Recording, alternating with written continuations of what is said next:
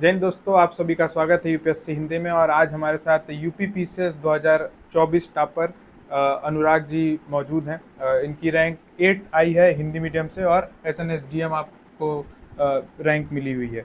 बहुत बहुत स्वागत है सर आपका। धन्यवाद धन्यवाद। आप कुछ अपने बारे में अगर बताएं, क्या बैकग्राउंड रहा है और जी किस तरीके से आपने तैयारी, मतलब क्या सोच के आपने तैयारी स्टार्ट की थी? जी जी। बैकग्राउंड तो मेरी प्रारंभिक शिक्षा यूपी बोर्ड से हिंदी माध्यम से हुई है और जनपद से ही 12वीं तक की शिक्षा हुई है। फिर आर्ट्स के मेरे स्ट्रीम रहे हैं, जैसे भूगोल राजनीति विज्ञान से ग्रेजुएशन करना, बीएड करना, फिर स्नातकोत्तर।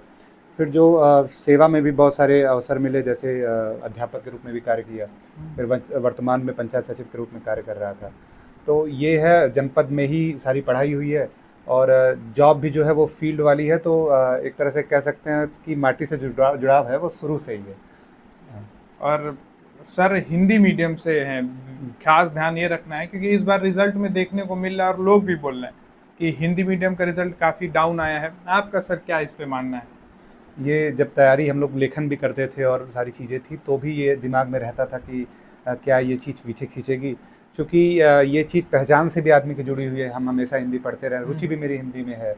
तो शुरू में इस बात पे चर्चा हुई कि शिरोरेखा का विषय रहा, सर से चर्चा हुई कि क्या लगाया जाए ना लगाया जाए। लेकिन मुझे लगता है कि अगर भाषा पे आपकी पकड़ है, आपकी रुचि है, तो वो चीज़ आपको प्लस करेगी। और दूसरी चीज़ ध्यान देने वाली ये भी है कि आपको ये निबंध में अच्छा नंबर दिलाती है, हिंदी में अच्छा नंबर दिलाती है।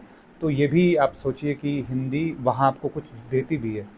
तो मेरे लिए कहीं तो ना ये कहीं प्लस पॉइंट रहा प्लस है। पॉइंट भी रहता है कहीं पे। हाँ, तो मतलब इस बार जो दिक्कत क्या फेस करते हैं as a Hindi medium student? जैसे जनरल हिंदी ऐसे में तो आपने बताया कि बोनस मिल जाता है, बोनस मिलता इसके अलावा जीएस में क्या दिक्कत हो जाती है? है जीएस में। पहली चीज़ है कि आप आधे सेंटेंस लिखने की जो सुविधा है वो हिंदी में कम है। हम्म। दूसरी चीज़ है, शिरोरेखा का जो समय है वो अतिरिक्त समय है, मात्राओं का समय अतिरिक्त समय है। फिर जो मात्राएं हैं क्लिष्ट हैं, अगर वो गलत बनती हैं तो वो एक ग्रामेटिकल स्पेलिंग मिस्टेक का। मिलती है। तो ये चीज़ें हैं कि जो आपकी औसत शब्द लिखने की जो समय सीमा है वो डिस्टर्ब होती है, कुछ ना कुछ आपको इंग्लिश की अपेक्षा पीछे ले जाती है। तो वही है, आप कितना इंसर्ट कर पाते हैं क्वेश्चन में, वो थोड़ा आपका हाथ बचता है उससे। जैसा कि सर आपने बताया कि आप वर्किंग भी थे, जी तो मैनेज कैसे करते थे आप वर्क? और काफ़ी ग्रामीण पृष्ठभूमि वाला वर्क भी था, तो जी। हेक्टिक रहा ही होगा। एकदम मेरा दूर भी था, मेरे घर से जाने आने में ट्रैवलिंग टाइम भी। हम्म। तो मैं अपने साथ कैरी करता था बहुत सारी चीज़ें, और मैंने डिवाइड कर रखा था कि ये चीज़ें हैं जो बस में की जा सकती हैं। जैसे करंट अफेयर्स वगैरह है, आप न्यूज़ देखते हुए चले गए, पेपर पढ़ते हुए बस में चले गए।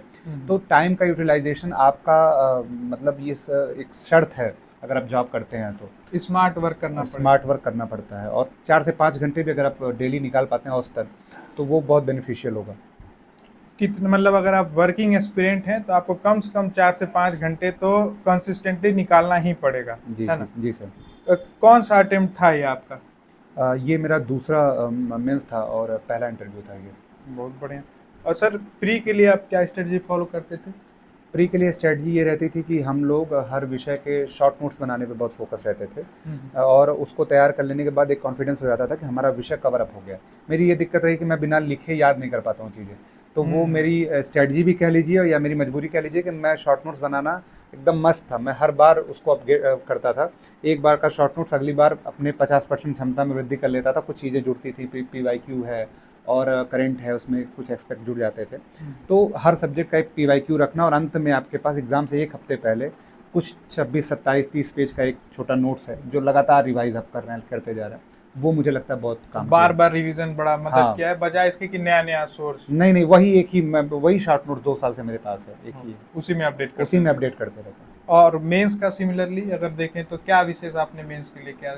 वो मेंस में जो हमारे पास थीम्स हैं सिलेबस में दी हुई हैं, हम्म। उन पे एक ऐसे नोट्स की तैयार करना कि थीम वाइज एक थीम पे एक नोट्स, इस तरह से जितनी थीम है हर जीएस पेपर में उसको अलग से तैयार करना, और उसमें स्पेस छोड़ना करंट के लिए, नए न्यूज़ के लिए, केस स्टडी के लिए। डेटा के लिए। हाँ, डेटा के लिए।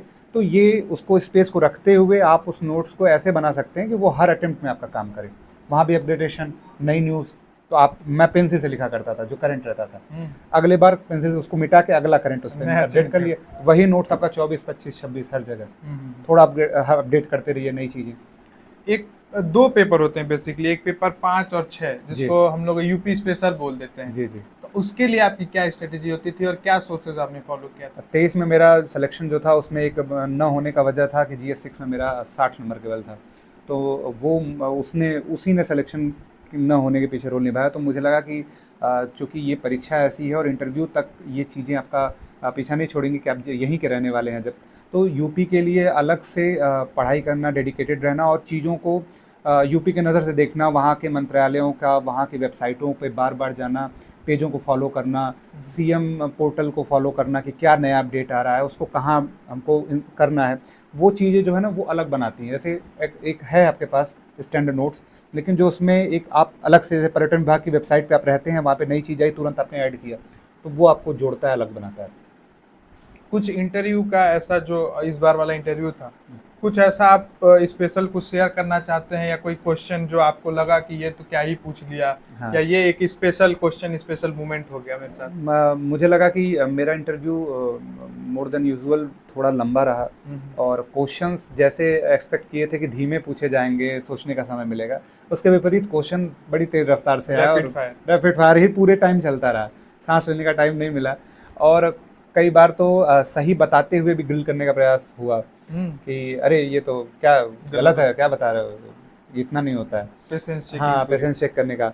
और कुछ बारीक माइन्यूट चीज़ें जो आपके वर्क प्रोफेशन से जुड़ी हुई हैं उनको पूछा गया, है ना।